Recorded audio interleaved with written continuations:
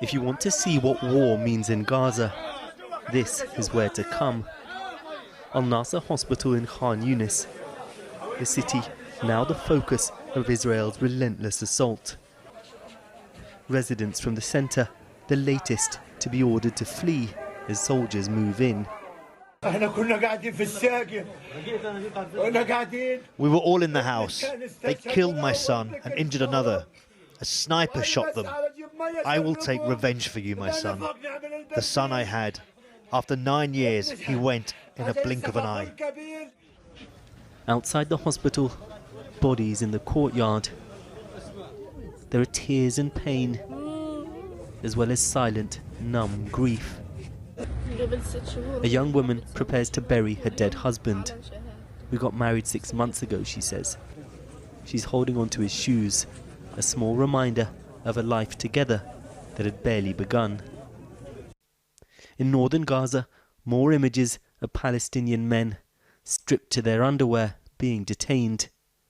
This man hands over an assault rifle, though many question why, if they are Hamas fighters, there are so few weapons, and why the men were forced to strip before handing them over. Palestinians say the man is a civilian, the owner of a small business in Beit Lahia. Israel claims large numbers of Hamas operatives are surrendering. A group of Palestinian men, released after being held by Israeli forces for 5 days, spoke about the treatment they faced. They took off our clothes, slapped us, kicked us, grabbed us like animals and dragged us on the ruined ground with sand and stones. They did not care, they just wanted to take us to their place. And after that they gagged us and I felt like they were going to kill us. The Israeli military hasn't commented on the allegations of abuse. They've released more footage of their soldiers in urban areas, where they say Hamas fighters hide amongst civilians, using them deliberately as human shields.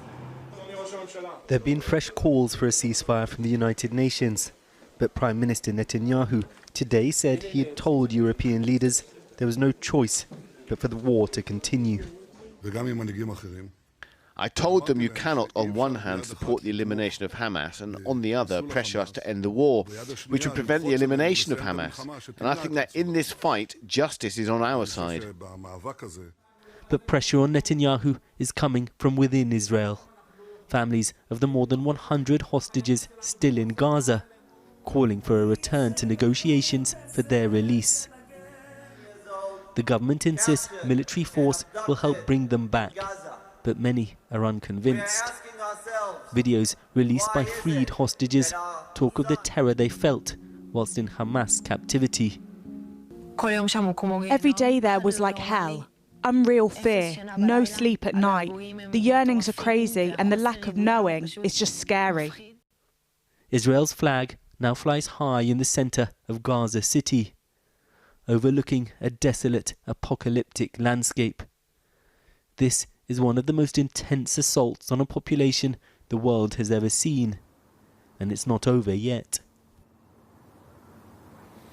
Well, as the Israeli assault continues, ever more Gazans are being forced out from their homes or wherever it is that they're staying and sheltering. Many had already fled to Khan Younis from the north and now being told to flee again. In fact, practically the entire population is currently displaced. The UN World Food Programme says that in some areas, 9 out of 10 families are going without food. And we've seen and going without food for 24-hour periods, I should say.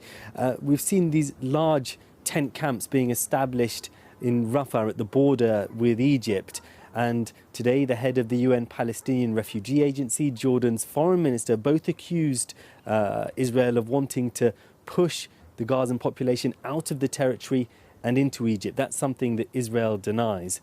On the battlefield, Israeli commanders are claiming that we're beginning to see the disintegration of Hamas as a military force, but at the same time, they're yet to kill or capture any of Hamas's most senior leadership, and the Israelis themselves say there's much more fighting to do, so perhaps this is just part of the information war between the two sides.